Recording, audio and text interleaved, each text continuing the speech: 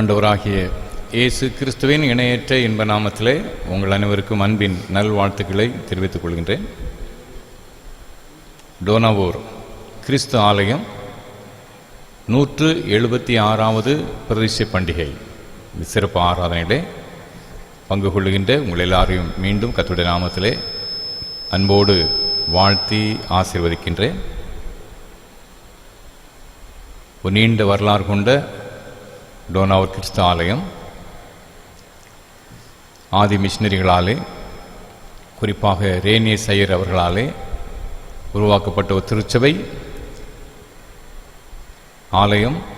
இவ்வாறாக மிஷினரிகளின் உன்னதமான அஸ்திபாரங்கள் மீது நிற்கின்ற நம்முடைய திருச்சபைக்காக, இந்த ஆலயத்துக்காக ஆண்டவரை ஸ்தோத்திரிக்கிறேன். 176 ஆண்டுகள் கடந்த ஒரு மகத்துவமான ஒரு ஆலயம். அதனுடைய பிரதிஷ்டை பண்டிகை ஆராதனை நம்ம எல்லாருக்கும் ஆசீர்வாதமாக விளங்கத்தக்கதாக நாம் தலை தாழ்த்தி பிரார்த்தனை செய்வோம். ஜெபம். அன்பின் ஆண்டவரே, நன்றியோடுமை சோதரிக்கிறோம், மைமைப்படுத்துகின்றோம். இந்த மனமகிழ்ச்சியின் வேலைக்காக துதி செலுத்துகின்றோம். டோனாவூர் கிறிஸ்து ஆலயம் 176வது ஸ்தோத்திர பிரதிஷ்டை பண்டிகை ஆசரிக்க நீ தந்த நல்ல வாய்ப்பிற்காக நன்றி செலுத்துகின்றோம். இந்த கிருபையினாலும் இரக்கத்தினாலும் இம்மட்டுமாக எங்களை நடத்தியிருக்கிறீர். ஸ்தோத்திரம். தலைமுறைகளின் தெய்வமாக நீர் இருப்பதற்காக நன்றி. இந்த தலைமுறையிலும் இந்த பண்டிகையை ஆசரிக்க நீ தந்த வாய்ப்பிற்காக ஸ்தோத்திரம். இந்த ஆராதனை பொறுப்படுத்திக் கொள்ளும். பங்கு பெறும் அனைவரையும் பேர் பேராக குடும்பமாக ஆசீர்வதியும். இயேசு கிறிஸ்து மூலம் மிகுந்த மனத்தாழ்மையோடு வேண்டிக் கொள்கின்றோம் நல்ல பிதாவே, ஆமென். ஆண்டுடைய பரிசுத்த நாமத்திற்கு மகிமை உண்டாக நாம் யாவரும் எழுந்து நின்று கீதங்கள் 291 பாடுவோம். கீதங்கள் 291, பாமாலை 220, கிறிஸ்து சபை பாமாலை 220. ஆண்டவா மேலோகில் உம் அன்பின் ஜோதி ஸ்தலமும் பூவில் ஆலயமே பக்தருக்கு மா இன்பமே என்ற பாடல்.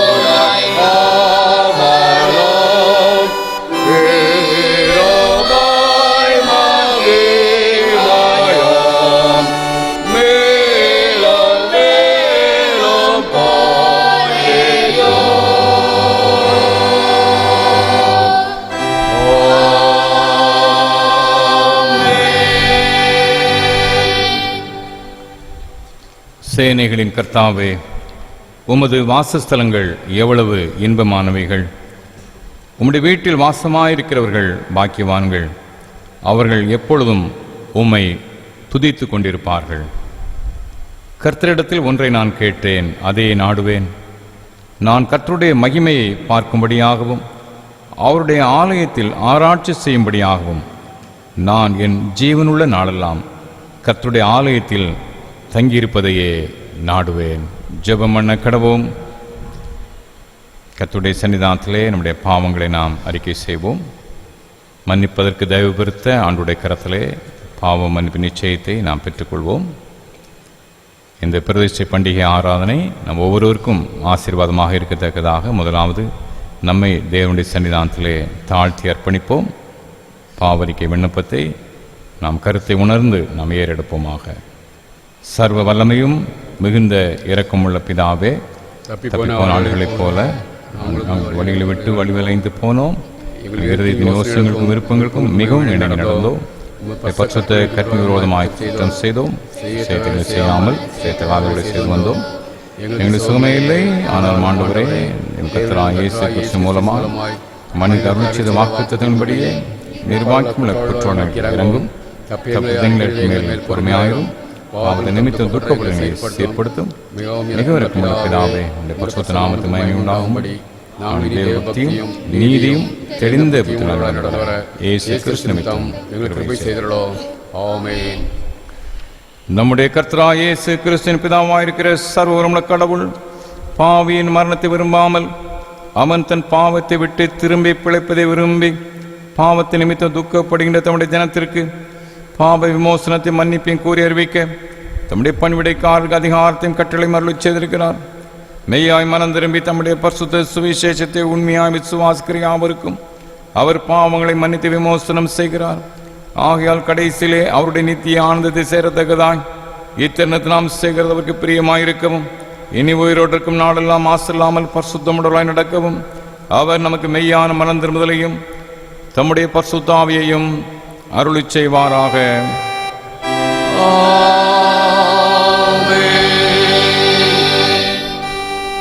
பரமண்டலங்களில் இருக்கிறார்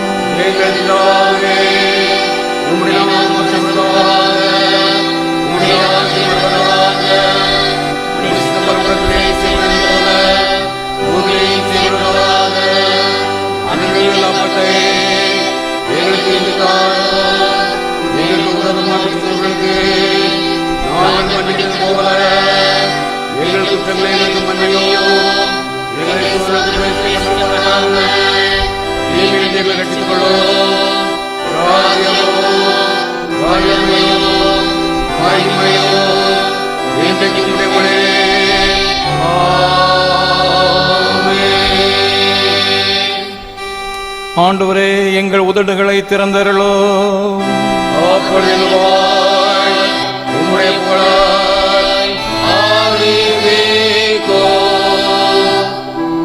தேவனே எங்களை ரட்சிக்க விரைவாய் வாரோ. ஆண்டவரே எங்களுக்கு சகாயம் பண்ண தேவரீரோ. பிதாவுக்கும் குமாரனுக்கும் பரிசுத்த ஆவிக்கும் மகிமை உண்டாவதாக. ஆதியிலோ இப்பொழுதோ எப்பொழுதுமான சதா காலங்களிலோ மகிமையுண்டாவதாக.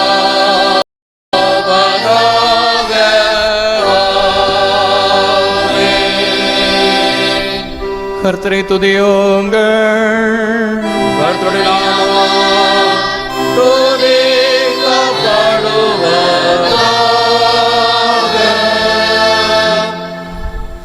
முறையை வாசிக்கும்படியாக கொடுக்கப்பட்டுள்ள சங்கீதம் 122 சங்கீதம். சங்கீதம் 122.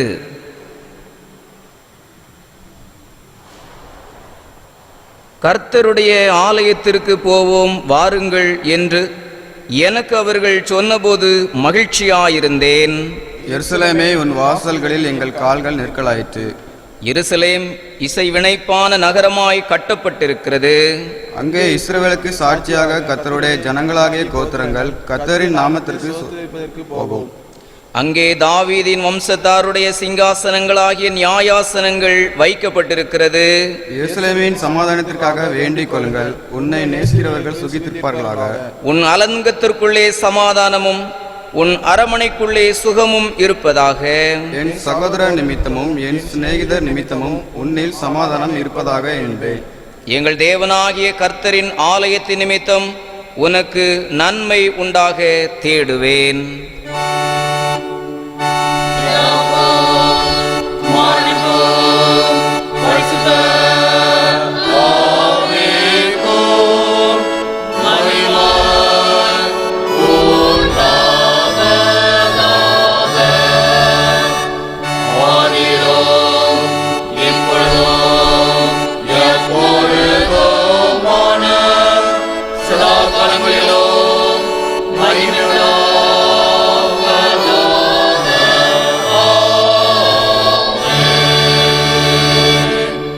தயவுசெய்து உட்காருங்கள். அலங்கார வாசலாலே பாடல் புத்தகங்களில் அதிகமாக இந்த பாடலை பார்ப்பது அபூர்வம். ஆனால் தொலைக்காட்சியிலே சர்வசாதாரணமாக இந்த பாடலை பல முறை நீங்கள் கேட்டிருப்பீர்கள். எனக்கு அறிந்த பாடல் நம்முடைய அந்த சரணம், இந்த கோரஸ் பகுதியெலாம் ரொம்ப மனப்பாடமாக தெரிந்த ஒரு பகுதியாக இருக்கும். தெரிந்த பாடல் தான். நாம் யாவர் உற்சாகத்தோடு கரங்களை தட்டி அந்த பாடலை பாடலாம். அலங்கார வாசலாலே என்ற பாடல்.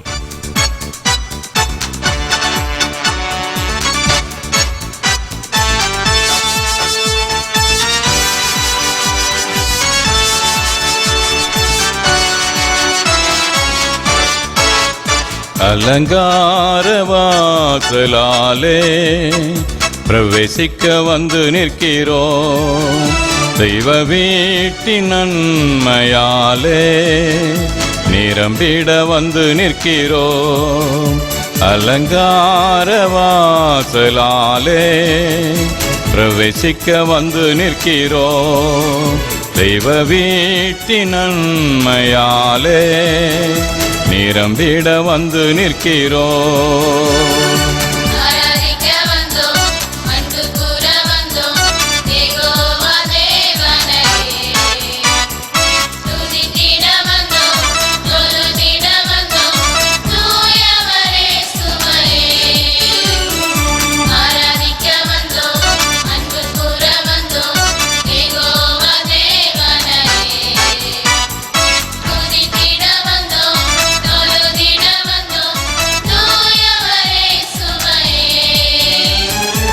ஆலயம் செல்லுவதே அது மகிழ்ச்சியை தந்திடுதே. ஆலயம் செல்லுவதே அது மகிழ்ச்சியை தந்திடுதே. என் சபையுடனே உம்மை துதித்திடவே கிருபையும் கிடைத்திட்டதே. என் சபையுடனே உம்மை துதித்திடவே கிருபையும் கிடைத்திட்டதே.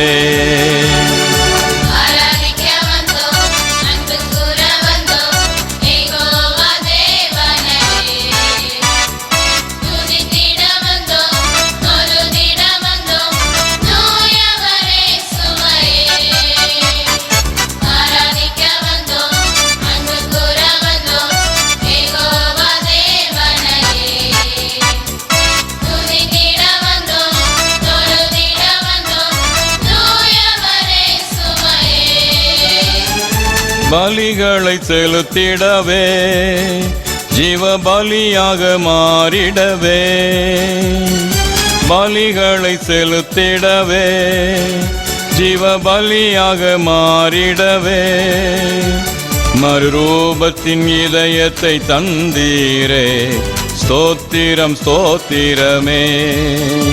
மறுரூபத்தின் இதயத்தை தந்தீரே ஸ்தோத்திரம் ஸ்தோத்திரமே.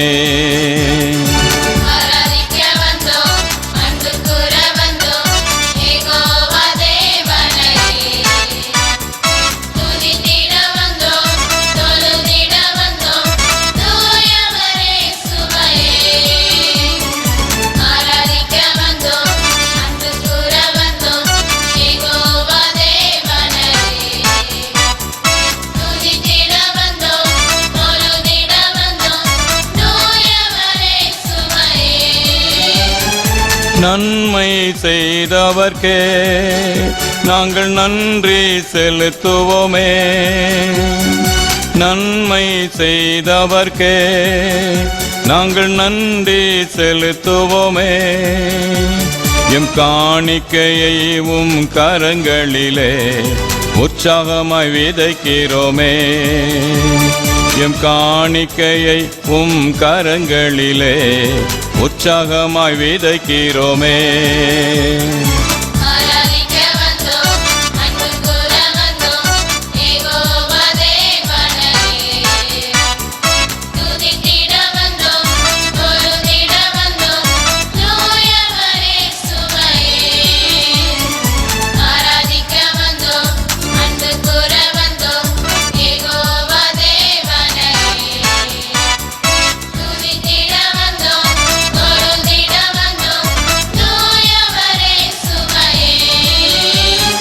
துதிகனம் மகிமையுமே முழு மனதோடு செலுத்துவோமே, துதிகனம் மகிமையுமே முழு மனதோடு செலுத்துவோமே. சம்பூரண ஆசீர்வாதங்களால் திருப்தியாய் அனுப்பிடுமே, சம்பூரண ஆசீர்வாதங்களால் திருப்தியாய் அனுப்பிடுமே.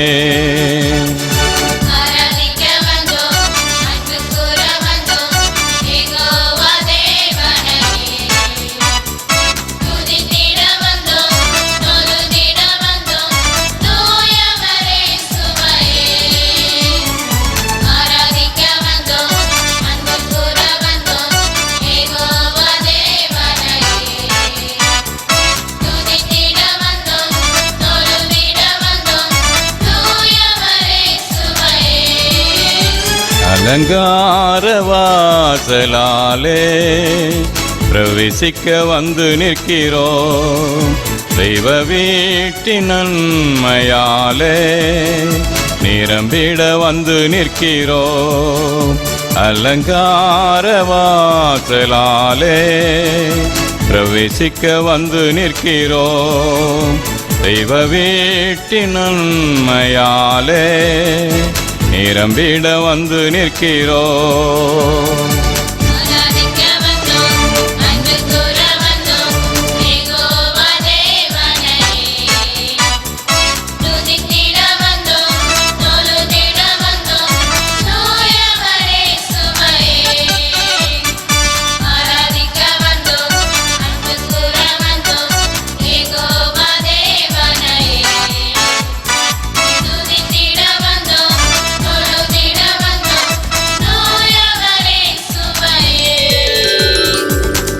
தொடர்ந்து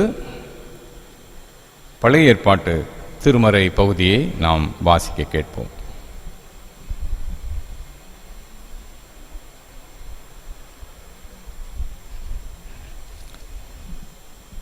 வாசிக்கும்படியாக தெரிந்து கொள்ளப்பட்ட வேத பகுதி 2 நாளாகமம் 6ஆம் அதிகாரம் 1ஆம் வசனம் முதல் 12ஆம் வசனங்கள் முடிய. 2 நாளாகமம் 6ஆம் அதிகாரம் முதல் 12 வசனங்கள்.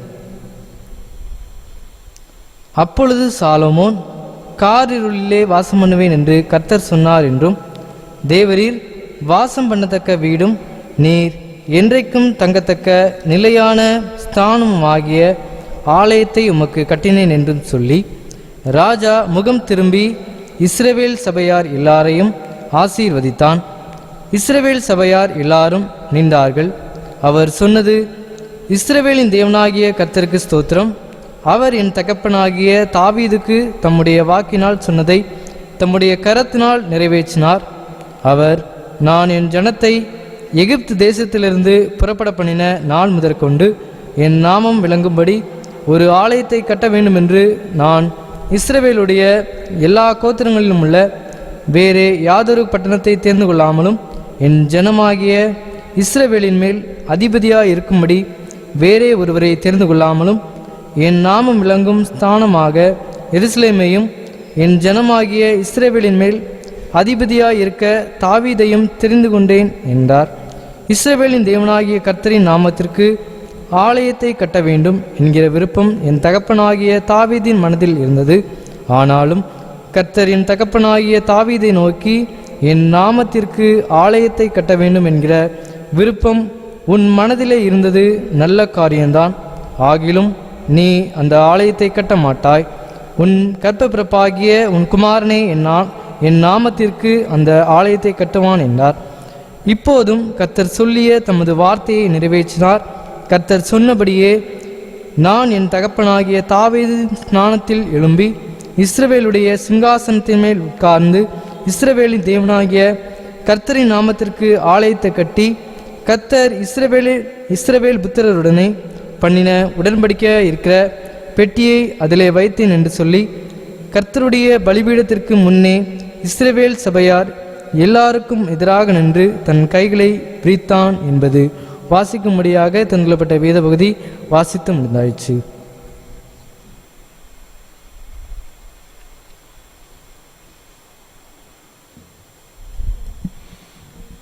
தொடர்ந்து மற்றும் ஒரு சிறப்பு பாடல் டோனோவோர் கிறிஸ்து ஆலய கேர்ள்ஸ் ஸ்கொயர் சிறப்பு பாடலை பாடுவார்கள்.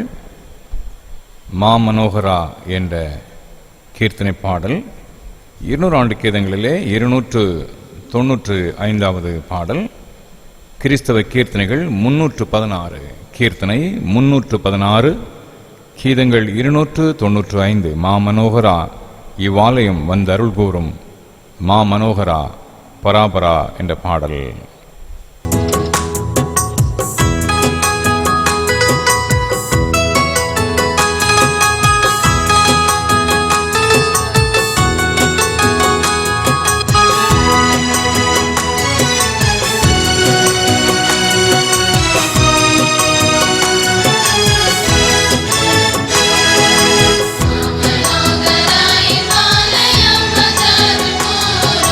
Mama,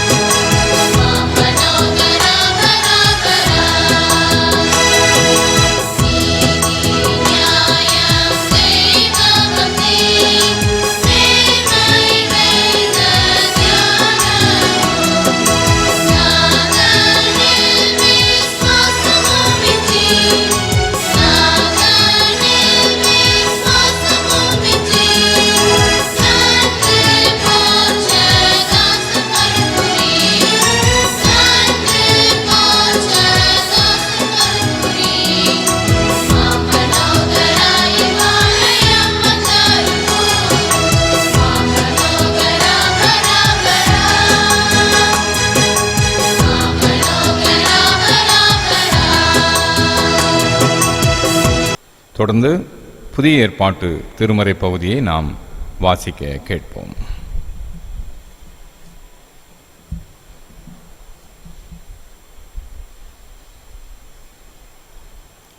வாசிக்கும்படியாக குறிக்கப்பட்ட புதிய ஏற்பாட்டு திருமறை பகுதி அப்போஸ்தலனாகிய பவுல் எபேசியருக்கு எழுதின நிருபம் 5ஆம் அதிகாரம் 15ஆம் வசனம் முதல் 21ஆம் வசனம் வரை. எபேசியர் 5ஆம் அதிகாரம் 15ஆம் வசனம் முதல். ஆனபடியினாலே நீங்கள் ஞானமற்றவர்களைப் போல நடவாமல் ஞானமுள்ளவர்களைப் போல கவனமாய் நடந்து கொள்ள பார்த்து நாட்கள் பொல்லாதவைகளானதால் காலத்தை பிரயோஜனப்படுத்திக் கொள்ளுங்கள். ஆகையால் நீங்கள் மதியற்றவர்களாய் இராமல் கர்த்தருடைய சித்தம் என்னதென்று உணர்ந்து கொள்ளுங்கள். துன்மார்க்கத்துக்கு ஏதுவான மதுபான வெறி கொள்ளாமல் ஆவியினால் நிறைந்து சங்கீதங்களினாலும் கீர்த்தனைகளினாலும் ஞான பாட்டுகளினாலும் ஒருவருக்கொருவர் புத்தி சொல்லிக்கொண்டு உங்கள் இருதயத்தில் கர்த்தரை பாடி கீர்த்தனம் பண்ணி நம்முடைய கர்த்தராகிய இயேசு கிறிஸ்துவின் நாமத்தினாலே எப்பொழுதும் எல்லாவற்றிற்காகவும் பிதாவாகிய தேவனை ஸ்தோத்தரித்து தேவ பயத்தோடே ஒருவருக்கொருவர் கீழ்ப்படிந்திருங்கள் என்பது வாசிக்கும்படியாக குறிக்கப்பட்ட புதிய ஏற்பாட்டு பகுதி வாசித்தாயிற்று.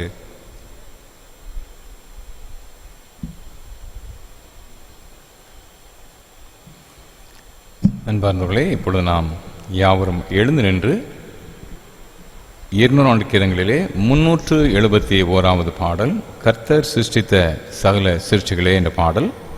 இந்த பாடலை நாம் கீதங்களிலே உள்ளபடி நாம் பாடுகின்றோம். ஜெப புத்தகத்திலே உள்ளபடி அல்ல, கீதங்களிலே உள்ளபடி அந்த கர்த்தர் சிருஷ்டித்த பாடலின் சுருக்கமான பகுதி நாம் இணைந்து பாடுவோம். கீதங்கள் 371.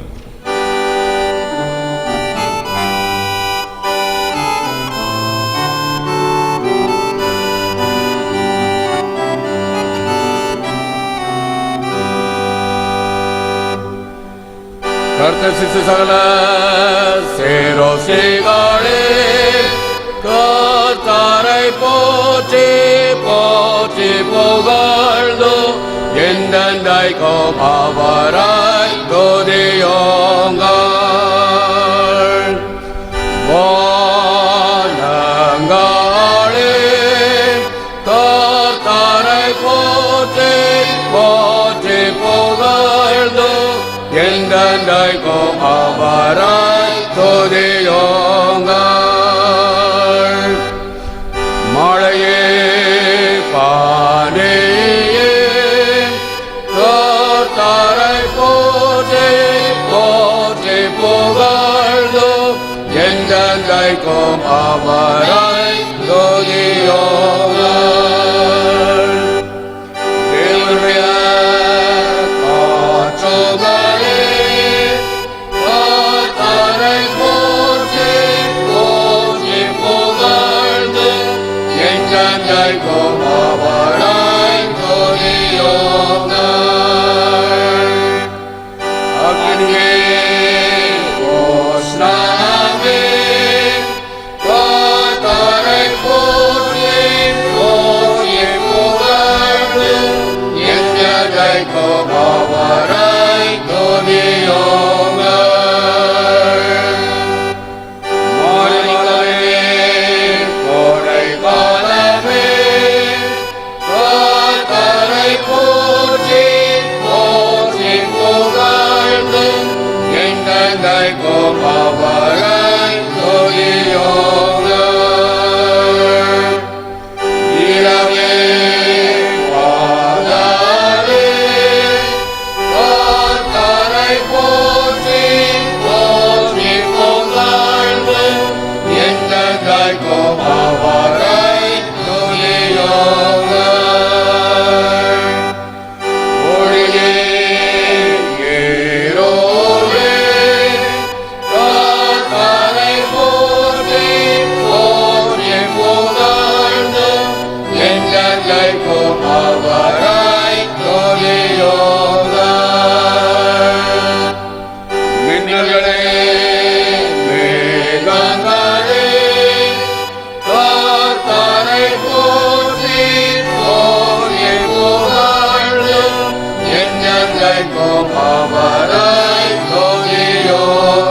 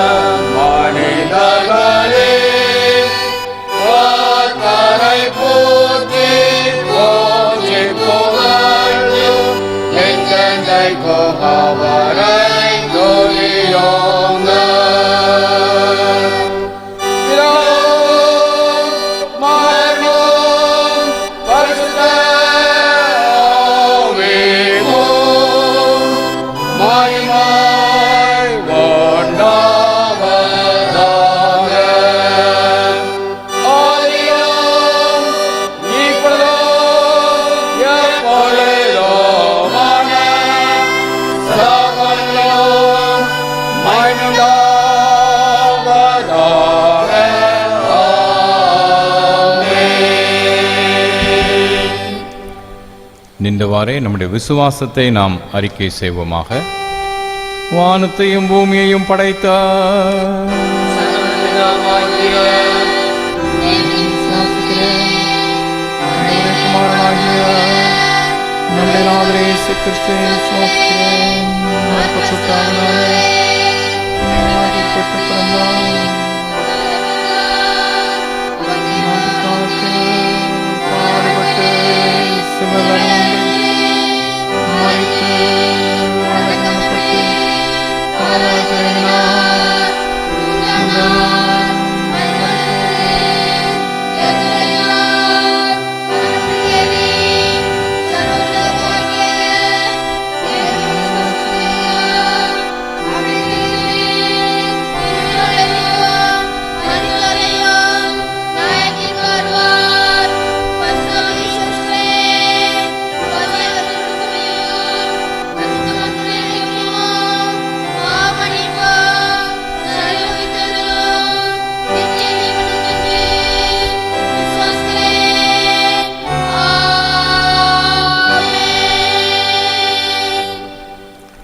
தயவுசெய்து உட்காருங்கள்.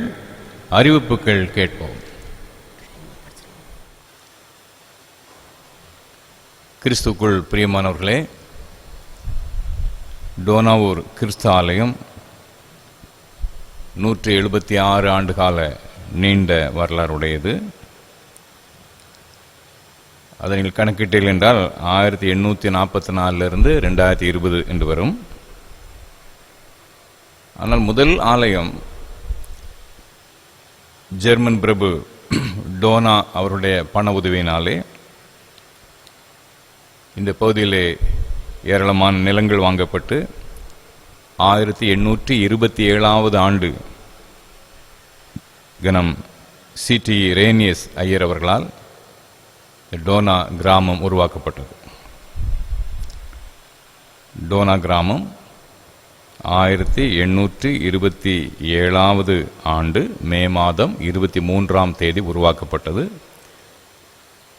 அதே நாளிலேயே ஓலை வேய்ந்த ஒரு சிறிய ஆலயமும் பிரதிஷ்டை செய்யப்பட்டது. மக்கள் குடியிருப்பதற்காக பல வீடுகள் கட்டப்பட்டு டோனா கிராமம் உருவாக்கப்பட்ட அதே நாளிலேயே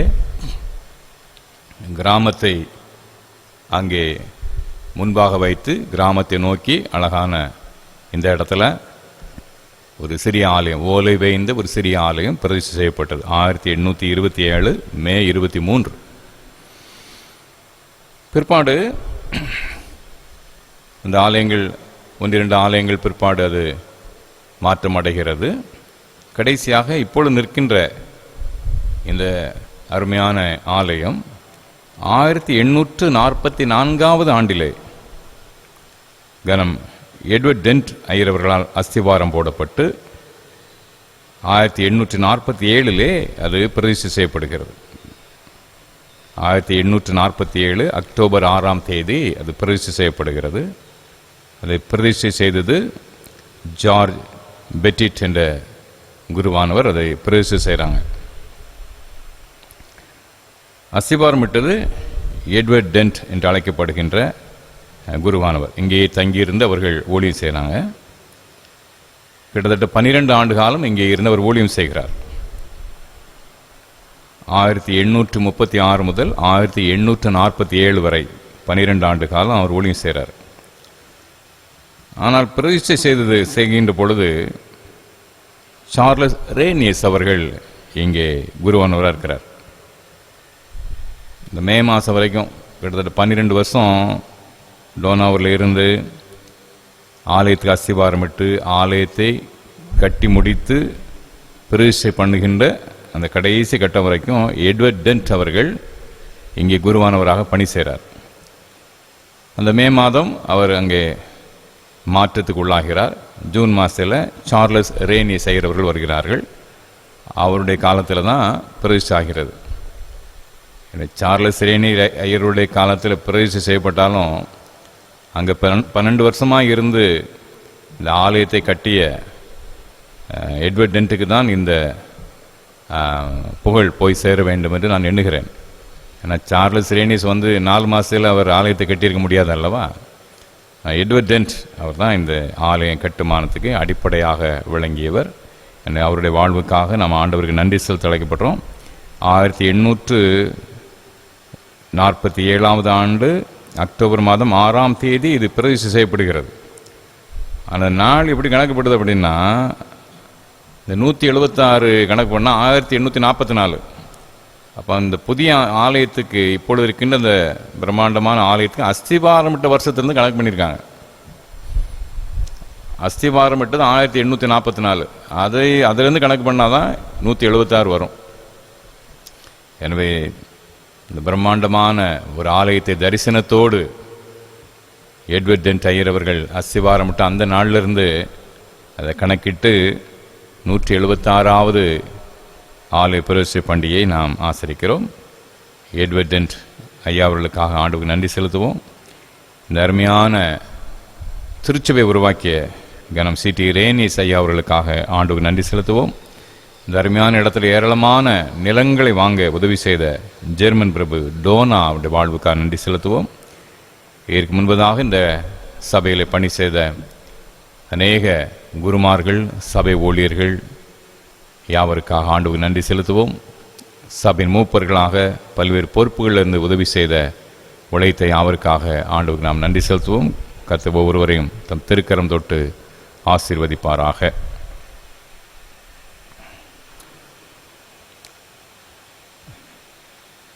இன்று மாலை 5 மணிக்கு நம்முடைய ஆலயத்திலே அசனம் நடைபெறும். இன்று மாலை 5 மணி அளவிலே நம்முடைய ஆலயத்திலே அசன நிகழ்வு நடைபெறும். கொடுத்த, உழைத்த, ஜெபித்த உங்கள் யாவருக்கும் நன்றி. கர்த்தர் உங்களை நிறைவாய் ஆசீர்வதிப்பாராக. இன்னொரு அறிவிப்பையும் நான் இங்கே கூற விரும்புகின்றேன். இந்த கொரோனா தொற்று நோய் காலத்தில் நாம் கடைப்பிடிக்க வேண்டிய சில செயல்முறைகள் ரொம்ப ரொம்ப முக்கியமானது பார்த்துக்கிட்டுங்க. அநேக நேரங்களிலே மக்கள் ரொம்ப அசட்டையாக இருப்பதை நான் பார்க்கிறேன். நேற்று கூட ஒரு நிகழ்ச்சிக்கு போயிருந்தேன். மக்கள் ரொம்ப கேஷுவலாக இருக்கிறாங்க. தொற்று நோய் இருக்குதுங்கிற அந்த எண்ணம் கடுகளவும் கிடையாது. 150-200 பேர் இருக்கிற ஒரு கூட்டம், யாரும் எதை பற்றியும் கவலைப்படலை. இந்த சூழ்நிலை ரொம்ப ஆபத்தானது பார்த்துக்கிட்டு என்னால் ஒன்று போல இருக்காது. அரசாங்கம் அதைத்தான் சொல்லிக்கிட்டே இருக்குது. இந்த சூழ்நிலை என்னால் ஒன்று போல இருக்காது, என்னைக்காவது ஒரு நாள் மாட்டிக்கிடும், அது ஆபத்தை விளைவிக்கும். தயவுசெய்து முகக்கவசம், தொற்று நம்முடைய தேசத்தை விட அகல் மட்டும் வீட்டில் அவசியம் இல்லை. ஆனால் பொதுவான நிகழ்ச்சிகளுக்கு செல்லும்போது, கூட்டமான இடங்களுக்கு போகும்போது, கடைகளுக்கு, பஸார்களுக்கு பஸ்ஸில் போகும்போது, மற்ற வெளி இடங்களுக்கு செல்லும்போது, கூட்டமான ஒரு நிகழ்ச்சிக்கு போகும்போது தயவுசெய்து முகக்கவசத்தை அணிவதற்கு மறந்துவிட வேண்டாம். ஒன்று. இன்னொன்று, இந்த சமூக இடைவெளி அரசாங்கம் சொல்லுகிறார்கள் அல்லவா, ஒரு 5-6 அடி சமூக இடைவெளி கடைப்பிடிங்கள். அதை கடைப்பிடிப்பதிலும் தயவுசெய்து அக்கறை காட்டுங்கள். உடற்பயிற்சி, சுவாச பயிற்சி, அது 2 செய்யுங்க, ரொம்ப முக்கியம். 90 வயசு தாத்தா, 100 வயசு பாட்டிலாம் கொரோனாவிலேருந்து மீண்டு வந்ததுக்கு இதுதான் காரணம் பார்த்துக்கிடுங்க, இந்த சுவாச பயிற்சி. தயவுசெய்து அதை மனதில் கொள்ளுங்கள். அது ஏதோ அது பிராணாயாமம், அது இந்துக்கள் செய்கிறது, துறவி மாதிரி செய்கிறது, அப்படி தயவுசெய்து நினைக்க வேண்டாம். சுவாசத்தை அழுத்தமாக செய்கிறதுக்கு என்ன குறைவு? எல்லாரும் சுவாசிக்கிறோம். இந்துக்கள் மட்டுமா சுவாசிக்கிறாங்க? எல்லாரும் தான் சுவாசிக்கிறோம். சுவாசத்தை அழுத்தமாக சுவாசிங்கிறோம், அவ்வளோதான். நுரையீரலுக்கு கொஞ்சம் பயிற்சி கொடுக்கத்தக்கதாக, அதற்கு நல்ல ஒரு எக்ஸசைஸ் கொடுக்கத்தக்கதாக அழுத்தமாக சுவாசிங்க. ஆழமாக மூச்சை விடுங்க, ஸ்லோவாக அந்த மூச்சை வெளியே விடுங்க. அது பெரிய ஒரு உடற்பயிற்சி பார்த்துக்கிடுங்க.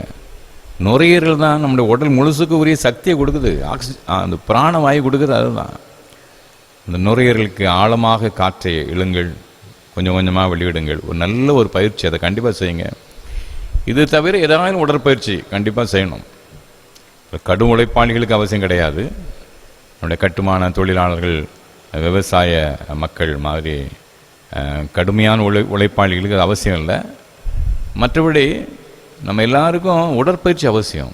உடற்பயிற்சியை தயவுசெய்து மனதில் வைத்து செயலாற்றுங்கள். ரொம்ப ரொம்ப முக்கியமானது.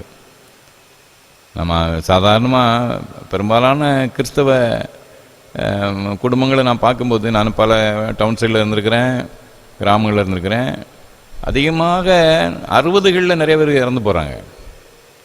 60s 60களில் நிறையா இறந்து போகிறாங்க. கொஞ்சம் தாக்கு பிடிக்கணுங்க 70களில் இறந்து போகிறாங்க. அவ்வளோதான். 80 தாண்டி 90 தாண்டிலாம் கிறிஸ்தவ மக்கள் வாழ்வது ரொம்ப அபூர்வம். ஆனால் பிராமணர்கள் பாருங்கள், 80 வயசுக்கு மேலே 90 வயசுக்கு மேலே நிறைய தாத்தா பாட்டிமாரை பார்க்க முடியும். நான் பாளையங்கோட்டையெல்லாம் நிறைய பேர் பார்த்துருக்குறேன். அவர்களுடைய அந்த மூச்சு பயிற்சி, அந்த உடற்பயிற்சி, அவருடைய அந்த வெஜிடேரியன் காய்கறி உண்ணுவதுங்கிறது ஒரு அடிஷ்னல் அட்வான்டேஜ் தான். ஆனால் இந்த பயிற்சிகளுக்கு ரொம்ப முக்கியத்துவம் கொடுப்பாங்க. பார்த்துக்கிடுங்க, நம்மை விட அவர்கள் இன்னும் எக்ஸ்ட்ராவாக ஒரு 10-15 வருஷம் இருக்கிறாங்க. அதை மறக்கவே முடியாது. நீங்களும் நானும் ஏன் நம்முடைய ஆயுசு கூடக்கூடாது இல்லையா? பயிற்சி ரொம்ப, உடற்பயிற்சி ரொம்ப முக்கியம். பார்த்துக்கிடுங்க, நம்ம அது எந்த சிறிய அளவில் பயிற்சி, நானும் உடற்பயிற்சி பண்ணுறேன். ஒரு 20 நிமிஷமாவது பண்ணுவேன், அவ்வளோதான். பெரிய 2 மணி நேரம் பண்ணிட்டு அவசியம் கிடையாது. என்னுடைய வயதுக்கு ஒரு 20 நிமிஷம் உடற்பயிற்சி பண்ணால் போதும். இள வயது அதிகமாக உடற்பயிற்சி பண்ணலாம். உடற்பயிற்சி, மூச்சு ஆழமாக இழுத்து சுவாசிக்கிறது, இது ஏதோ துறவிகள் செய்கிறதுங்கிற மாதிரி ஆகிப்போச்சு. அது சில பிரசங்கமாக பார்த்தா பார்வை. அன்பார்ந்தவர்களே, உங்களுக்கு ஏதாவது நெருடலாக இருந்துச்சுன்னா பரமண்டல ஜபம் சொல்லுங்கள். இந்த மூச்சு பயிற்சி எடுக்கும்போது பரமண்டல ஜபத்தை சொல்லிக்கிடுங்க. சந்தோஷமாக அந்த பயிற்சி செய்யுங்க. நிச்சயமாக உங்களுடைய ஆயுசில் அநேக ஆண்டுகள் கூட்டி கிடைக்கும். நல்ல தண்ணீர் குடிங்க. நல்ல போதுமான, காலையில் எந்திரிச்ச உடனே ஒரு செம்பு தண்ணி, பிறகு முடிந்த மட்டும் நல்ல தண்ணி குடிச்சிங்கன்னா 80% வியாதி கிடையாதுங்கிறாங்க. 3-4 லிட்டர் தண்ணி டெய்லி குடிச்சிங்கன்னா உங்களுக்கு 80% வியாதி கிடையாது என்று சொல்லுகிறார்கள். இலவசமாக கிடைக்கிற தண்ணி குடிக்கிறதுக்கு என்ன பிரச்சனை?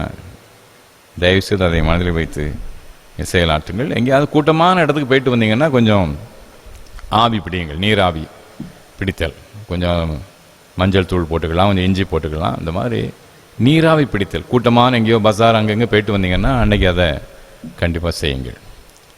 ஆண்டவர் தந்த இந்த சரீரம் விலையேற பெற்றது. அது தாயின் கர்ப்பத்தில் உருவாகி வருவது எவ்வளோ ஒரு பெரிய ஒரு அதிசயமான நிகழ்ச்சி. அதிசயத்திலும் அதிசயம். ஒரு மனித உயிர் உருவாகிறது. அதை நாம் வீணாக நம்ம அழித்து விடக்கூடாது. ஏனோ தானோ என்று நம்முடைய உயிரை நாம் அழித்து விடக்கூடாது. தயவுசெய்து அதை மனதில் வைத்து கருத்தோடு பொறுப்போடு செயலாற்றுங்கள். நல்ல தீர்க்க ஆயுசோடு வாழ உங்களை நான் அன்போடு நான் வாழ்த்துகின்றேன். எனவே நான் குறிப்பிட்ட இந்த காரியங்களை மனதில் வைத்து நீங்கள் செயலாற்றும்படியாக, முகக்கவசம், சமூக இடைவெளியெல்லாம் ரொம்ப கருத்தோடு நீங்கள் செயல்பட உங்களை நான் அன்போடு கேட்டுக்கொள்கிறேன். கர்த்தர் உங்களை நிறைவாய் ஆசீர்வதிப்பாராக. 176 ஆண்டுகால தேவாலயம், 200 ஆண்டு கால திருச்சபை, நீண்ட வரலாறுக்காக நாம் ஆண்டவருக்கு நன்றி செலுத்துவோம். தொடர்ந்து கர்த்தருடைய பரிசுத்த நாமத்துக்கு மகிமையாக நாமே நடமாடும் ஆலயங்களாக இந்த உலகத்தில் வாழ ஆண்டவர் உங்களை துணை புரிவாராக. ஆமேன். அன்பானவர்களே, மீண்டும் கர்த்தருடைய நாமத்துக்கு மகிமையாக செய்திக்கு ஆயத்தமாக கீதங்களிலே 292வது பாடல். 200 ஆண்டு கீதங்கள் 292, பாமாலை 221 பாடுவோம். பாமாலை 221, கர்த்தா நீர் வசிக்கும் ஸ்தலத்தை நேசிப்போம் என்ற பாடல்.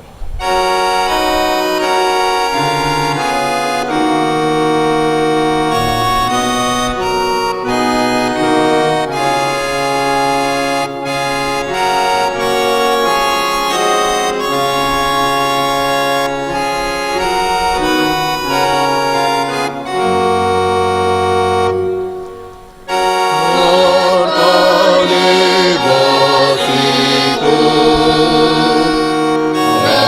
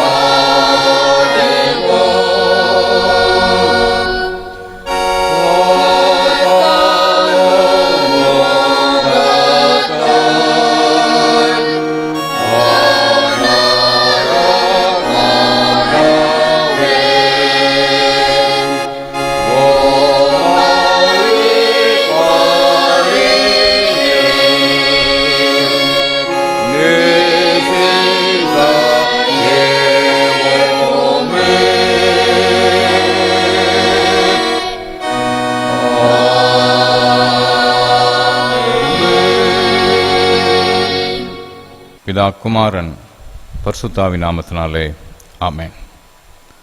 ஆண்டவராகிய இயேசு கிறிஸ்துவின் இணையற்ற இன்ப நாமத்திலே உங்கள் அனைவருக்கும் அன்பின் நல் வாழ்த்துக்களை தெரிவித்துக் கொள்கிறேன். கர்த்தருடைய விசேஷித்த ஆசீர்வாதமும் அவருடைய பரிபூர்ணமான கிருபையும் உங்கள் அனைவரையும் தாங்கி வழி நடத்துவதாக. டோனாவூர் கிறிஸ்து ஆலயம் 176வது பிரதிஷ்டை பண்டிகை நாளிலே உங்களை கர்த்தருடைய நாமத்திலே அன்போடு வாழ்த்துகின்றேன். மகிமை தொலைக்காட்சி வழியாக மற்றும் இணையதளங்கள் வழியாக இந்த ஆறானிலே இணைந்து பங்கு பெறுகின்ற உங்கள் அனைவரையும் கர்த்தர் நிறைவாய் பரிபூர்ணமாய் ஆசீர்வதிப்பாராக. இன்று புதிய ஏற்பாட்டு பகுதியாக நாம் வாசித்த எபேசியர் 5ஆம் அதிகாரத்திலே இருந்து தேவ செய்தி. எபேசியர் 5:9 இருந்து இன்று நாம் வாசிக்க கேட்டோம். குறிப்பாக அதில் உள்ள 18ஆம் 19ஆம் வசனத்தை முதலாவதாக நாம் தெரிந்து கொள்வோம். எபேசியர் 5:18-19 துன்மார்க்கத்துக்கு ஏதுவான மதுபான வெறி கொள்ளாமல் ஆவியினால் நிறைந்து சங்கீதங்களினாலும் கீர்த்தனைகளினாலும் ஞான பாட்டுகளினாலும் ஒருவருக்கு ஒருவர் புத்தி சொல்லிக்கொண்டு உங்கள் இருதயத்தில் கர்த்தரை பாடி கீர்த்தனம் பண்ணுங்கள். இந்த எபேசியர் 5ஆம் அதிகாரத்தின் இந்த பகுதி திருச்சபையின் குணாதிசயங்களை அழகாக விளக்குகின்ற ஒரு பகுதி. முதல் குறிப்பாக இங்கே நாம் என்ன பார்க்கிறோம் என்றால், திருச்சபையானது பாடுகின்ற திருச்சபை, பாடும் திருச்சபை. எல்லா சமயங்களிலும் பாடல்கள் இருக்கிறது. கிறிஸ்தவ சமயத்தின் ஒவ்வொரு ஆராதனையும் அங்கே பாடல் அடங்கிய ஆராதனையாகவே அமையும். அது ஒரு ஞானஸ்நான ஆராதனையாக இருக்கட்டும், அது ஒரு திருமண ஆராதனையாக இருக்கட்டும், அது ஒரு திடப்படுத்தல் ஆராதனையாக இருக்கட்டும், அது காலை ஆராதனை, மாலை ஆராதனை, நற்கருணை ஆராதனை, அது வீடு பிரதிஷ்டை ஆராதனை, அடக்க ஆராதனை, எதுவாக இருக்கட்டும், எல்லா ஆராதனையிலும் பாடல்கள் இடம்பெறும். பாடல் இன்றி ஆராதனை கிடையாது.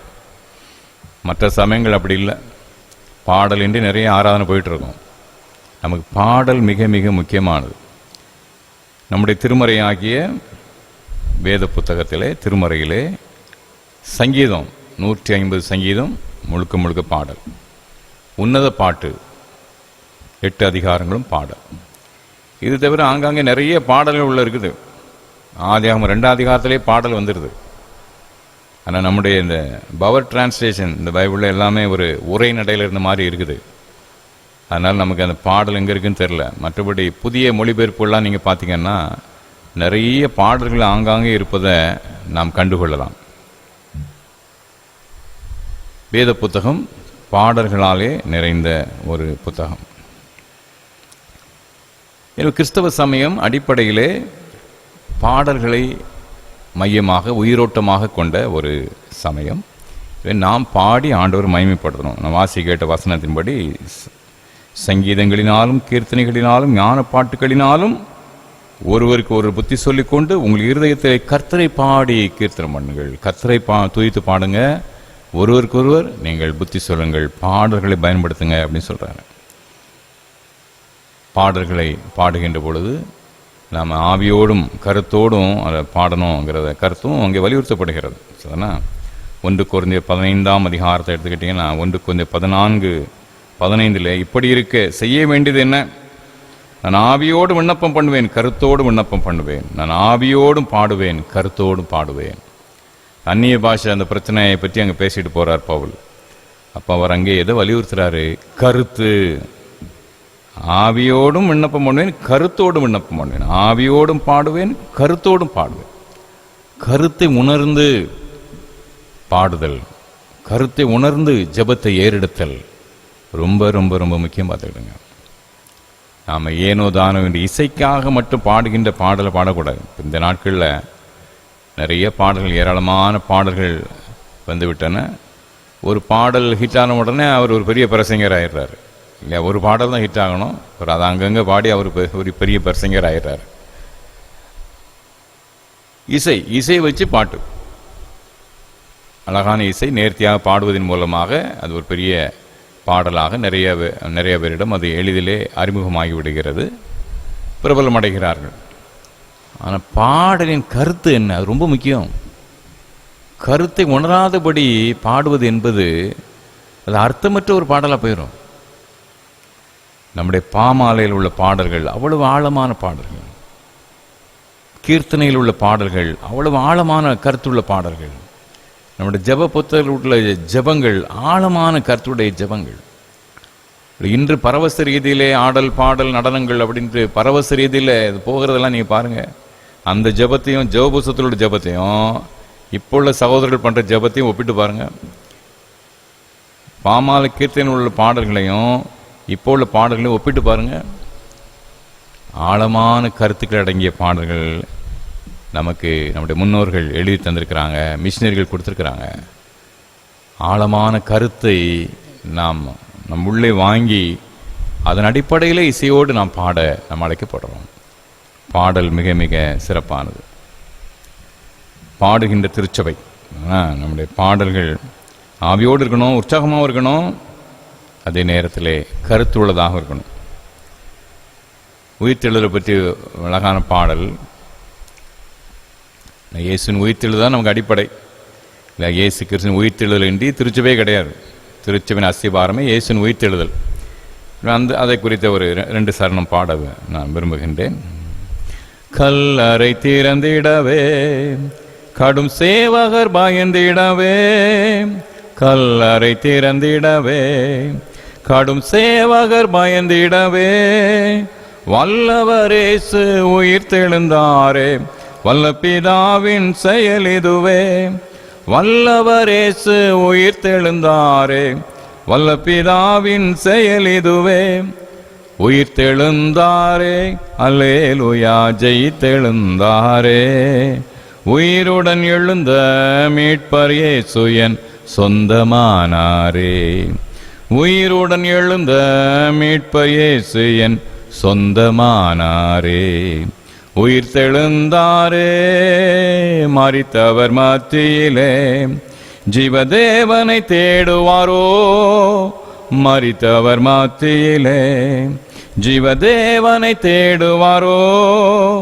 ஜீவனின் அதிபதி உயிர்த்தெழுந்தாரே நித்திய நம்பிக்கை பெருகிடுதே, ஜீவனின் அதிபதி உயிர்த்தெழுந்தாரே நித்திய நம்பிக்கை பெருகிடுதே, உயிர்த்தெழுந்தாரே அல்லேலூயா ஜெயித்தெழுந்தாரே, உயிருடன் எழுந்த மீட்பர் இயேசு என் சொந்தமானாரே, உயிருடன் எழுந்த மீட்பர் இயேசு என் சொந்தமானாரே, உயிர்த்தெழுந்தாரே.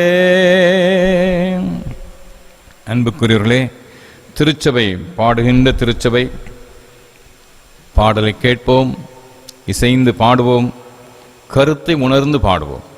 நம்முடைய வாழ்வின் எல்லா சூழ்நிலைகளிலும் ஆண்டவரை மகிமைப்படுத்தும் வண்ணமாக கருத்தை உணர்ந்து நாம் பாடுவோமாக. முதல் குறிப்பு பாடுகின்ற திருச்சபை.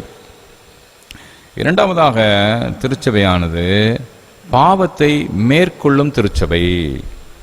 பாவத்தை மேற்கொண்டு வாழ நாம் அழைக்கப்படுறோம். எபேசியர் 5ஆம் அதிகாரத்தில் மற்றொரு வசனம் இவ்வாறு சொல்லுகிறது, 15ஆம் வசனம், ஆனபடியினாலே நீங்கள் ஞானமற்றவர்களைப் போல நடவாமல் ஞானம் உள்ளவர்களைப் போல கவனமாய் நடந்து கொள்ளுங்கள். ஞானம் உள்ளவர்களைப் போல கவனமாய் நடந்து கொள்ளுங்கள். கவனமாய் நடத்தல் மிக மிக முக்கியமானது. பார்த்துக்கிடுங்க, மனித வாழ்விலே கவனக்குறைவுகள் பல்வேறு பிரச்சனைகளை ஏற்படுத்தக்கூடியது. அதனால கவனமாக நடந்து கொள்ளுங்கள் அப்படிங்கிறார். 1 கொரிந்தியர் 10ஆம் அதிகாரத்தில் இஸ்ரவேல் மக்கள் எகிப்தின் அடிமைத்தனத்திலிருந்து விடுதலை ஆகி பாலும் தேனும் ஓடுகின்ற கானான் தேசத்தை நோக்கி அவங்க பிரயாணமாக போகிறாங்க. ஒரு மாபெரும் விடுதலை, ஒரு உன்னதமான விடுதலை நிகழ்ச்சி அங்கே நடக்குது. அடிமைத்தனத்தின் கொடூரமான அடிமைத்தனம், 400 ஆண்டுகளுக்கு மேலாக அந்த கொடூரமான அடிமைத்தனத்தில் இருந்து அவள் விடுதலையாகி வெளியே வருகிறார்கள். விடுதலையாகி வெளியே வந்து சுதந்திர காற்றை சுவாசிப்பது எத்தனை பெரிய ஒரு ஸ்லாக்கியம், பாக்கியம். ஆனால் அவங்க என்ன செய்தார்களாம்? 1 கொரிந்தியர் 10ஆம் அதிகாரத்தில் பவுலடியார் ஒரு லிஸ்ட் அங்கே போடுறார். என்ன சொல்கிறாரு? அப்படி இருந்தும் 5ஆம் வசனம், 1 கொரிந்தியர் 10:5, அப்படி இருந்தும் அவர்களில் அதிகமான பேர்களிடத்தில் தேவன் பிரியமாக இருந்ததில்லை. ஆதலால் வனாந்தரத்திலே அவர்கள் அழிக்கப்பட்டார்கள். ஏன் அழிக்கப்பட்டாங்க? அவள் இச்சித்தது போல நாமும் பொல்லாங்கானவளை இச்சியாதபடிக்கு இவைகள் நமக்கு திருஷ்டாந்தங்களாக இருக்கிறது என்று சொல்லி அந்த பட்டியல் போடுறார்.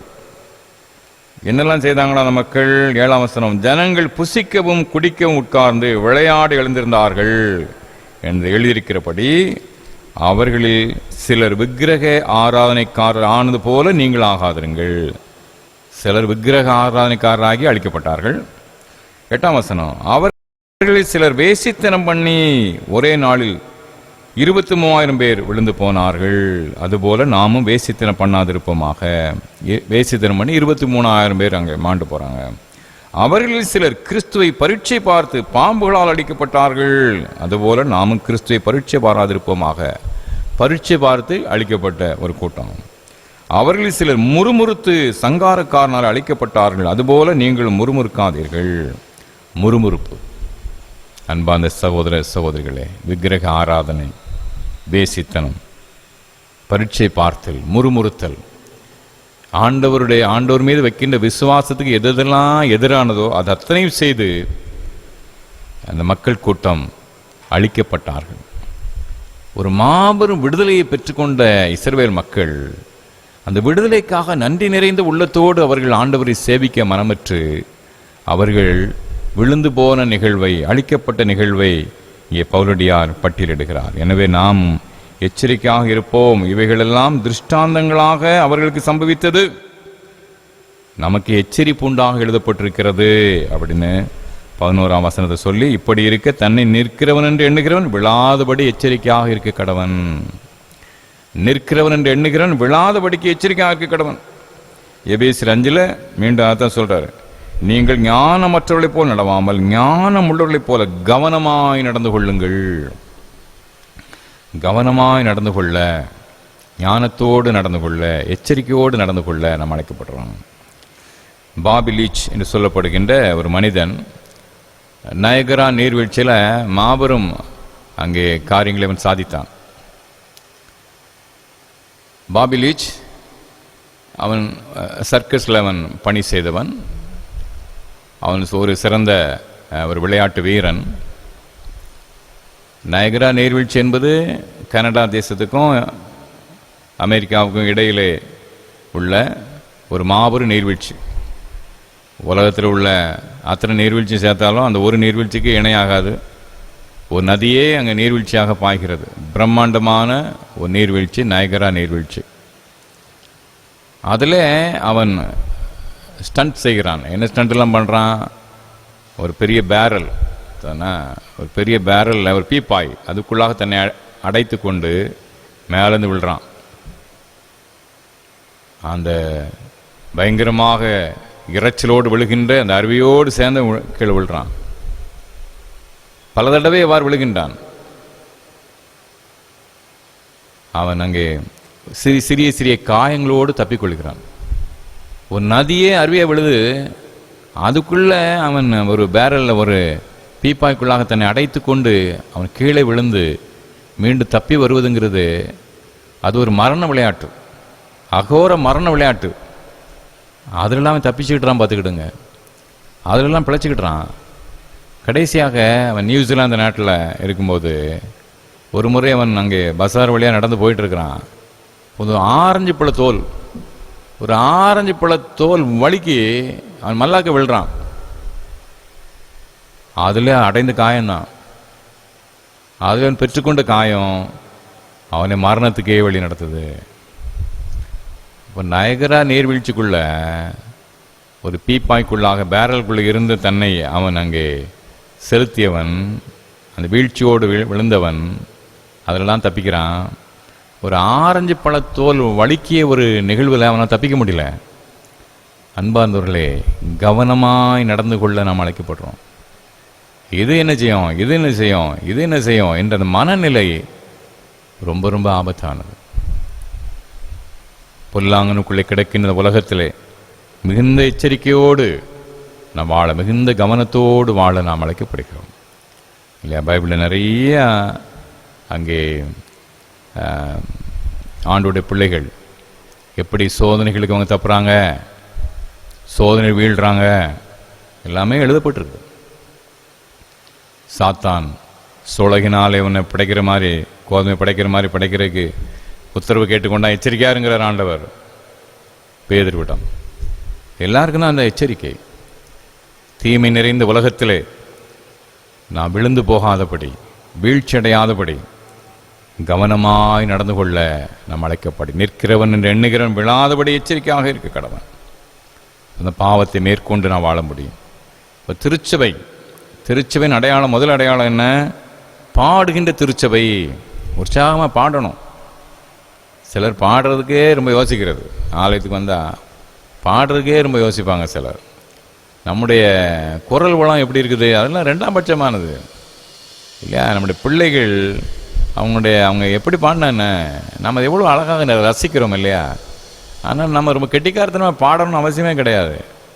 நீங்கள் எப்படி பாடினாலும் கடவுள் அதை அன்போடு ஏற்றுக்கொண்டு ரசிப்பார். பாடுங்கள், ஆலயத்தில் பாடுங்க, வீட்டில் பாடுங்க, எப்போல்லாம் வாய்ப்பு கிடையாது பாடுங்கள், உற்சாகத்தோடு பாடுங்கள், கருத்தோடு பாடுங்க. பாடுகின்ற திருச்சபை.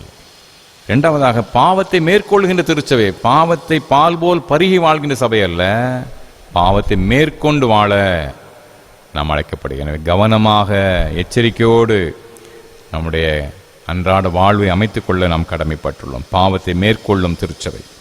மூன்றாவதாக பரஸ்பரம் கனப்படுத்தும் திருச்சபை. திருச்சபைங்கிறது நாம் அதில் உறுப்பினராக நாம் ஒவ்வொருவரும் ஒருவரை ஒரு கனப்படுத்த அழைக்கப்படுகிறோம். ரொம்ப ரொம்ப ரொம்ப ரொம்ப முக்கியமான ஒரு செயலாற்றல் பார்த்துக்கிட்டுங்க. ஒருவரை ஒரு ஏற்றுக்கொண்டு வாழ்கின்ற, கீழ்ப்படிந்து வாழ்கின்ற ஒரு வாழ்க்கை. 20ஆம் வசனம், நம்முடைய கர்த்தராகிய இயேசு கிறிஸ்து நாமத்தினாலே எப்பொழுதும் எல்லாவற்றுக்காக பிதாவாகிய தேவனை ஸ்தோத்திரித்து தெய்வ பயத்தோடு ஒருவருக்கு ஒரு கீழ்ப்படிந்திருங்கள். ஒருவருக்கு ஒரு கீழ்ப்படிந்து வாழ. கீழ்ப்படிதுன ஒருவர் கருத்தை ஒருவர் ஏற்றுக்கொண்டு வாழ, கருத்துக்களுக்கு மதிப்பு கொடுத்து வாழ, ஒருவரை ஒரு ஏற்றுக்கொண்டு வாழ நாம் அழைக்கப்படுகிறோம் இல்லையா? கருத்துக்கள் எதிர்பாராத இடத்துல நல்ல கருத்துக்கள் வரும் பார்த்துக்கிடுங்க. நான் என்னுடைய ஊழிய அனுபவத்தில் பார்த்துருக்கிறேன். கிட்டத்தட்ட 35 ஆண்டு காலம் குருத்துவ ஊழியத்தில் எதிர்பாராத மக்கள்கிட்ட நல்ல கருத்து வரும். சில நேரம் ஆலய பணியாளர்கிட்ட நல்ல கருத்து வரும் பார்த்துக்கிடுங்க. மெம்பர்ஸ் எல்லாம் அங்கே கமிட்டி உறுப்பினர் எல்லாம் பேசி முடிச்சிருப்போம். கடைசியில் சும்மா கேஷுவலாக அங்கே டீ குடிச்சிக்கிட்டு இருக்கும்போது கோயில்குட்டியார் அவர் ஒரு கருத்து சொல்லுவார். அது அருமையான கருத்தாக இருக்கும். உங்களுக்கு யார்கிட்ட இருந்து எந்த கருத்து வருதுன்னு சொல்லவே முடியாது. ஆண்டவர் யாரையும் பயன்படுத்துவார். எனவே நல்ல கருத்துக்கள் எங்கே இருந்தாலும் ஏற்றுக்கிடணும். ஒருவரை ஒருவர் ஏற்றுக்கொள்கின்ற மனநிலை. வகுப்பறைகளே நம்ம பார்ப்போம் இல்லையா? சில மாணவர்கள் அழகான சில கருத்துக்களை சொல்லுவாங்க. டீச்சர்ஸ் ஒரு பாடத்தை எடுத்து நடத்திக்கிட்டு இருப்பாங்க. சில மாணவருடைய கருத்து ரொம்ப அருமையாக இருக்கும். அது கொஞ்சம் பெரிய லெவலில் கல்லூரிகளுக்கெல்லாம் போனாக்கி அது ரொம்ப பொருத்தமாக அமையும். கருத்துக்கள் யார்கிட்டருந்து வரலாம்? வீட்டில் எப்போதும் அப்பா அம்மா சொல்கிற கருத்து தான் கரெக்டாக இருக்குன்ற அவசியம் கிடையாது. பிள்ளைகளுடைய கருத்து சில நேரம் அற்புதமாக இருக்கும். ஒருவரே ஒருவர் ஏற்றுக்கொள்கின்ற, ஒருவருடைய கருத்தை ஒருவர் மதிக்கின்ற அந்த மனநிலை ரொம்ப முக்கியமானது. அதான் கீழ்ப்படிதல் பார்த்துக்கிடுங்க. கீழ்ப்படிதல்னா ஏதோ எல்லாம் ஒரு ஆசிரியர் மாணவன் அந்த கருத்திலே பார்க்காதுங்க. ஒருவர் கருத்தை இன்னொரு ஏற்றுக்கொள்வது கீழ்ப்படிதல். இந்த பின்பகுதியில் இந்த எபேசியர் 5ஆம் அதிகாரத்தில் கணவன் மனைவி அந்த உறவை பற்றி பேசும். அப்போ மனைவி கீழ்ப்படியணும் அப்படின்னு சொல்லும், கணவன் அன்பு செலுத்தணும்னு சொல்லும். என்ன கேட்டால் கீழ்ப்படுதலை விட அன்பு செலுத்துறது ரொம்ப கஷ்டம் பார்த்துக்கிடுங்க. கீழ்ப்படுதல்னா அந்த ஒரு மேட்டரில் கீழ்ப்படிஞ்சிட்டா போதும். அன்பு செலுத்துறதுங்கிறது அது ரொம்ப ஆழமானது. சிலர் கணவன்மார், நீ கல்யாணத்தண்ணி என்ன சொன்ன, கீழ்ப்படிவேன்னு சொன்னிய, இப்போ கீழ்ப்படிய மாட்டேங்கிறிய. சில அந்த திருமண பிரச்சனைகளில் கவுன்சிலிங் போகும்போது அவர்கள் அப்படி சொல்லுவாங்க, ஐயாவை கீழ்ப்படிய மாட்டேங்கிறா. கல்யாணத்தன்னைக்கு என்னையா சொன்னா, அங்கே உங்கள் முன்னால் என்ன சொன்னா கல்யாணத்தன்னைக்கு? அப்போ தம்பியே சரிதான், பைபிள் அதை விட ஆழமாக சொல்லுது. அவள் கீழ்ப்படியணும், மனைவி உனக்கு கீழ்ப்படியணும், உண்மைதான். நீ அவன் மீது அன்பு செலுத்தணுமே. கீழ்ப்படுதலை விட அன்பு செலுத்துறது இன்னும் ஆழமானது, இன்னும் கடினமானது.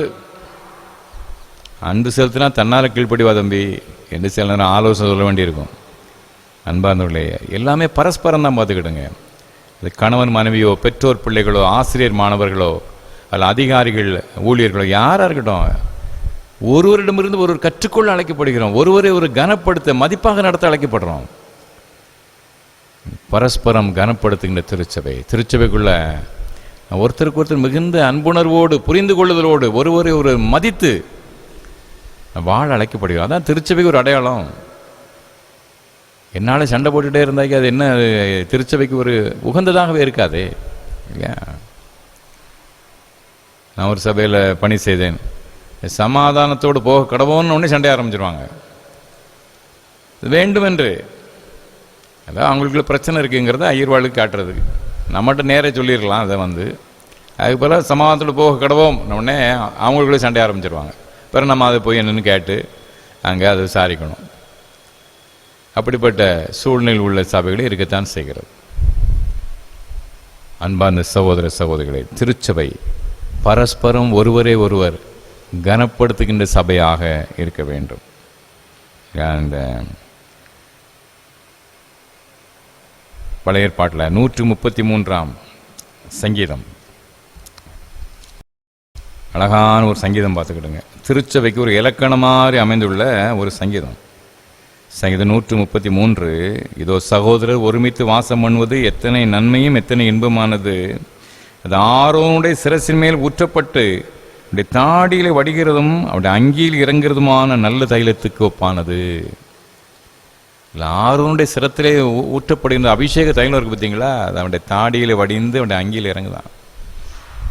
அப்போ அவன் ஆரோன் பிரதான ஆசாரியன். அப்போ அவனிலே ஊற்றப்பட்டு இறங்குகின்ற அந்த தைலமானது பிறகு அவனுடைய அந்த இதில் பார்த்தீங்கன்னா அவனுடைய சரீரத்தில், அவனுடைய அந்த மேல் அங்கியிலே இந்த 12 கோத்திரம் பேர்லாம் அடிக்கப்பட்டிருக்கும். ரூபன், சிமியோன், லேவி, யூதா, அந்த 12 கோத்திர பேர்லாம் அடிக்கப்பட்டிருக்கும். அதையெல்லாம் நினைத்து தான் செல்லுது. அப்போ பிரதான ஆசாரியின் சிரசில் ஊற்றப்படுகின்ற அந்த தைலம் முழு அவனை மட்டும் இல்லை, முழு கோத்திரத்தை அபிஷேகிக்குது. தைலம்னாலே அது நல்ல ஒரு சூழ்நிலை ஏற்படுத்துகிற பார்த்துக்கிடுங்க. நம்ம மோட்டர் பைக்காக இருக்கட்டும், காராக இருக்கட்டும், எரிபொருள் மட்டும் கிடையாது, டீசலோ பெட்ரோலோ மட்டும் இல்லை, அங்கே ஆயிலும் இருக்குது. ஆயிலும் சேர்க்கப்படணும். ஆயில் சேர்க்கப்படாட்டினாக்கி அங்கே அது அந்த எரிபொருளால் என்ஜின் டேமேஜ் ஆகி போகும். அப்போ அதை கூல் பண்ணுறதுக்கு இங்கே ஆயில் வேண்டி இருக்குது இல்லையா? எந்த ஒரு மிஷினை இயங்கணுன்னாக்கி அங்கே கண்டிப்பாக எரிபொருள் மட்டும் இல்லை, அது அந்த இயக்கத்தில் ஏற்படுகின்ற வெப்பத்தை தணிப்பதற்கான கூலிங் ஏஜென்ட் அங்கே வேணும். அதுக்குரிய ஆயில் அங்கே சேர்க்கப்படுது. அதுபோல் ஆரோனுடைய சிரசில் ஊற்றப்படும் அந்த அபிஷேக தைலம் அந்த ஒரு அருமையான ஒரு சூழ்நிலை ஏற்படுத்தணும். குருக்களாக எங்களுக்கு இது பிரதானமான ஒரு ஆலோசனை பார்த்துக்கிடுங்க. இதை பிரசங்கம் பண்ணும்போது இதை நான் முதல்ல எடுத்துக்கணும் இல்லையா? சபையில் உள்ள சூழ்நிலைகளை இங்கே சரி செய்வதற்கான நல்ல ஒரு காரியத்தை நான் ஏற்படுத்தணும் முதல்ல. அது என்னுடைய கடமை, சபை ஊழியர்களுடைய கடமை. நாங்களே பற்ற வச்சு விட்டா என்னத்துக்காகும் இல்லையா? சில நேரங்களில் அப்படி மாற்றிக்கிடுங்க. அங்கே பொறுப்பில் உள்ளவர்களே அங்கே தீயை பொருத்தி விடுவது அது ரொம்ப ஆபத்தானது.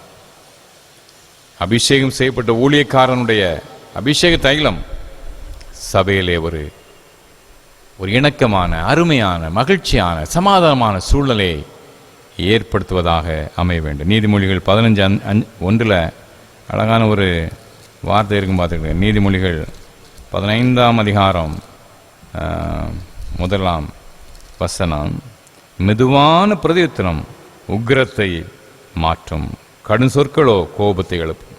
மெதுவான பிரதியுத்தரம், கனிவான வார்த்தைகள். கனிவான வார்த்தை அப்படியே தணிஞ்சிடும். என்னுடைய அனுபவத்தில் பல நேரங்களில் பார்த்துருக்குறேன். சில நேரங்களில் சிலர் கொஞ்சம் சூடாகவே வருவாங்க. யாராவது கொஞ்சம் அப்படி தூண்டி விட்டுருப்பாங்க, கொஞ்சம் சூடாக வருவாங்க. அதனால் ஐயா தோத்திரம் வாங்க உட்காருங்க என்று சொன்னோன்னே அவ்வளவுதான். யோசிச்சுட்டு வந்திருப்பாங்க பார்த்தீங்களா, அதே மறந்துடும். ஏன்னா அவங்க இங்கே ஒரு சண்டை போடுறதுக்கு ரெடியான ஒரு ஐயர்வாளை எதிர்பார்த்துட்டு வருவாங்க. அங்கே நாம் ஐயா வாங்க நல்லா இருக்கீங்களா உட்காருங்கன்னு சொன்ன உடனே யோத்துட்டு வந்து மறந்து போயிரும் பார்த்துக்கிடுங்க.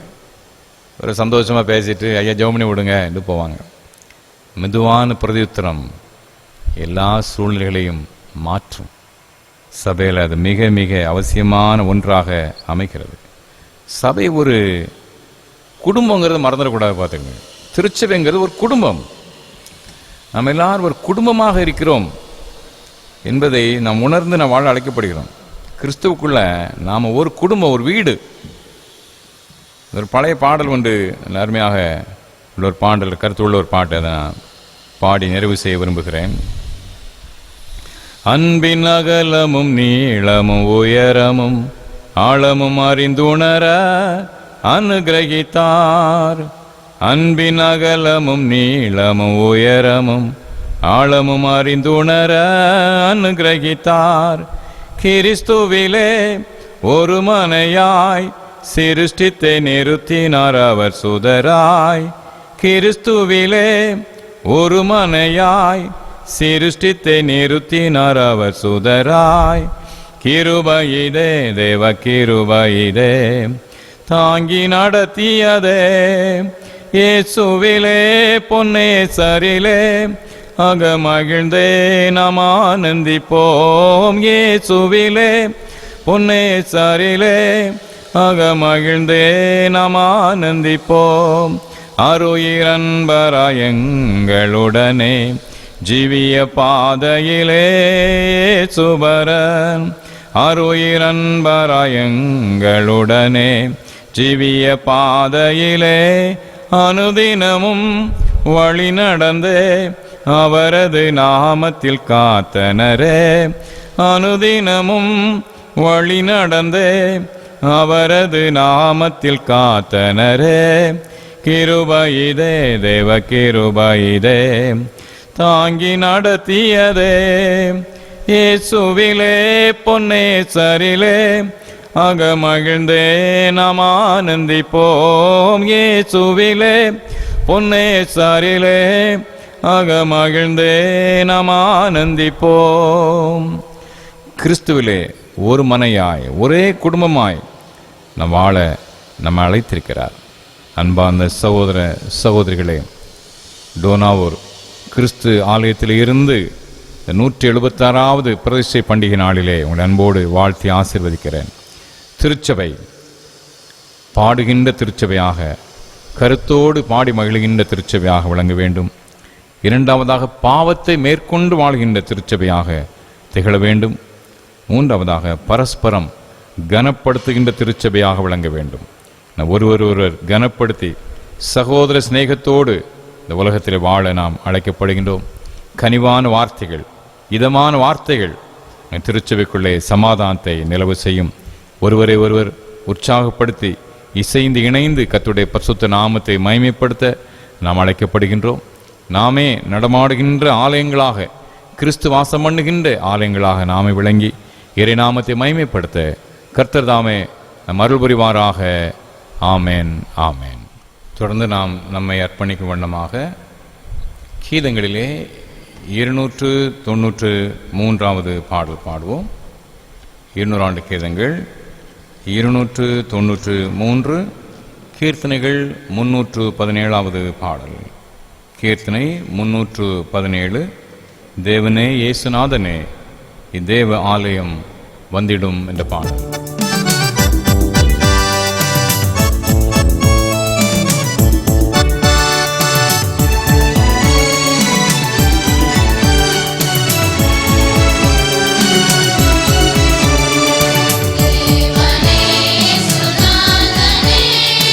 தேவாலயம்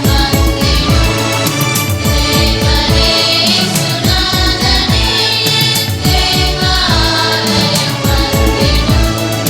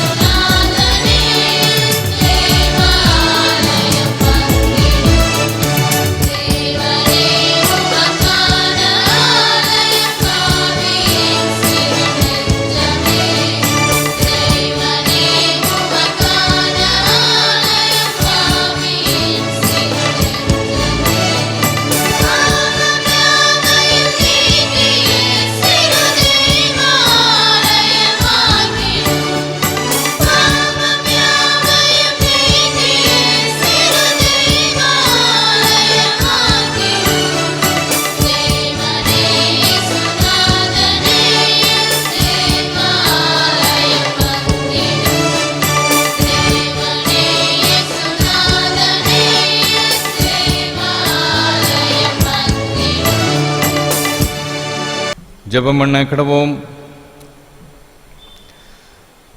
மகா இரக்கமும் மட்டில்லா கிருபை நிறைந்த அன்பின் ஆண்டவரே, நன்றி நிறைந்த உள்ளத்தோடு உம்மை சோதரிக்கிறோம், உம்மை மகிமைப்படுத்துகின்றோம். 176வது ஆலய பிரதிஷ்டை பண்டிகை இந்த நாளிலே ஆசரிக்க நீ தந்திருக்கின்ற நல்ல வாய்ப்பிற்காக நன்றி செலுத்துகின்றோம். பல தலைமுறைகளின் வரலாறு பூர்வ நாட்களை நினைகின்று வேதம் சொல்கின்றபடி ஆண்டவரே, உங்களுடைய பூர்வ வரலாற்றை நினைத்து பார்க்கின்றோம்.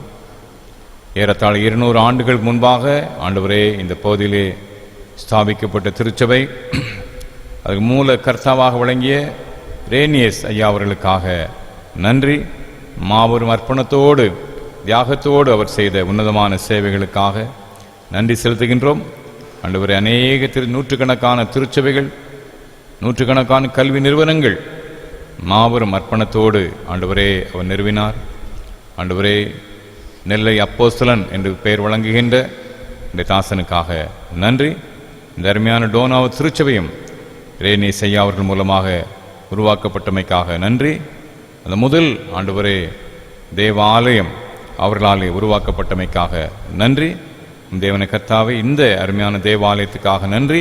இந்த ஆலயத்தை கட்டி எழுப்பிய பிள்ளைகளுக்காக, ஆண்டவர் சபையின் மக்களுக்காக, சபை ஊழியர்களுக்காக, குருக்களுக்காக நன்றி செலுத்துகின்றோம். அம்மி தேவன கர்த்தாவே, 176 ஆண்டு காலம் இந்த மகத்துவமாக பிரம்மாண்டமாக இந்த தேவாலயம் நிலை நிற்பதற்காக நன்றி. அம்மி தேவன கர்த்தாவே, இந்த ஆலயத்தை வழிபடுகின்ற பிள்ளைகளை நீர் அதிகமாக நீ நேசிக்கின்றீர்.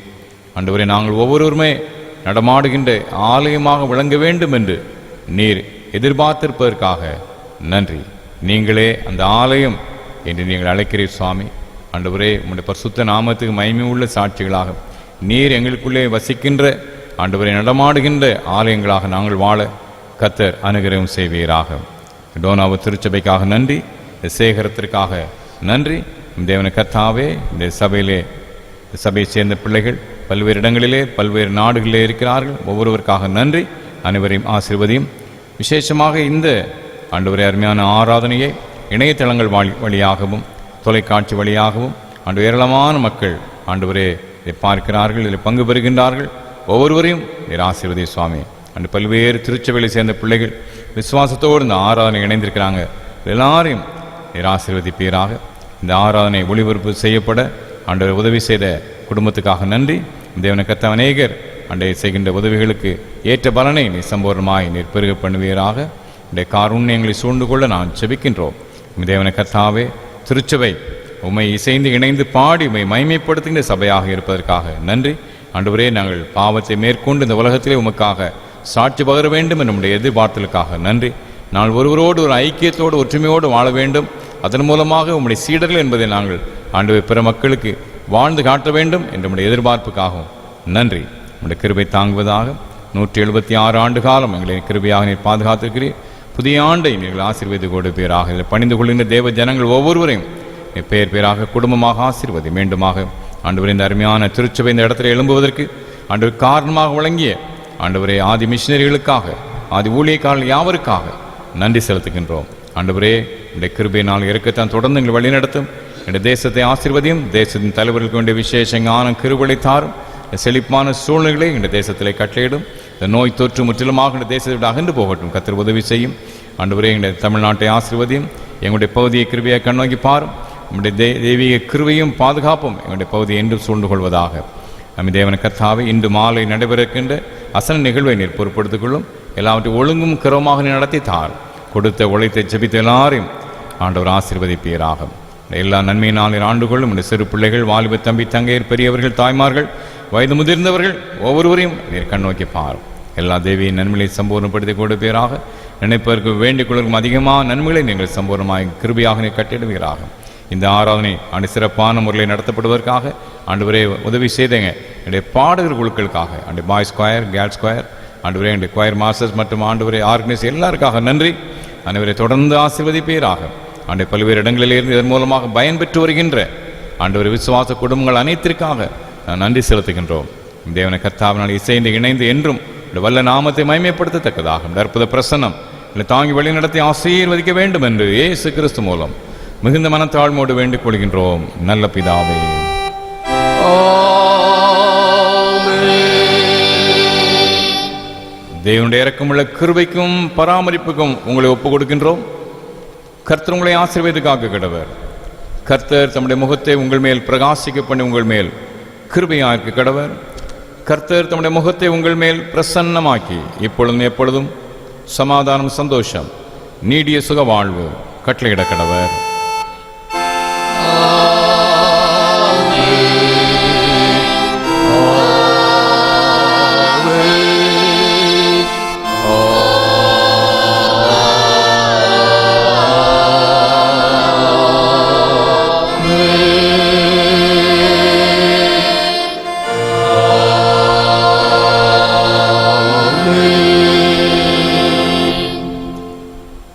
நிறைவு கீதமாக கீதங்களிலே 40வது பாடல் 200 ஆண்டு கீதங்கள் 40 பாமாலை 261 கிறிஸ்து சபை பாமாலை 261 எல்லாருக்கும் மா உன்னதர் கர்த்தாதி கர்த்தரே என்ற பாடல்.